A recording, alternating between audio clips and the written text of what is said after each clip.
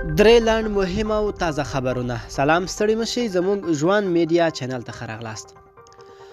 د امنیتي ستونزو له امله کابل ته د پاکستان پارلمان د مشر سفر وځنډید.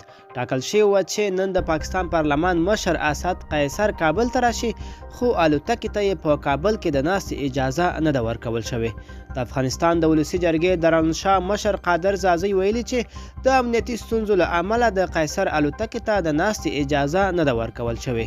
ځینې سرچینې وایي چې د حامد کرزي په نړیوال هوایي ډګر کې ځینو الوتکو ناسته کړې، خو د پاکستان الوتکې ته د ناستې اجازه نه ده ورکول شوې.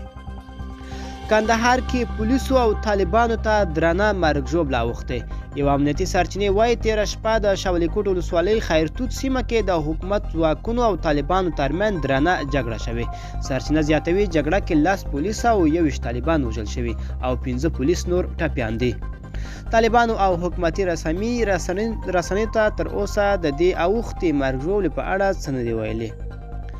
امریکا د طالبانو له لوري د کندهار پر هوایي ډګر برید غندلی. د امریکا دفاع وزارت سره له دې چې د کندهار پر هوایي ډګر د تېرې ورځې برید مالی او ځاني زیان نه لري، خو طالبانو له لوري د تاوتریخوالي زیاتوالی کولی شي د سولې لپاره رامنځته شوی فرصت له خنډ سره مخ کړي.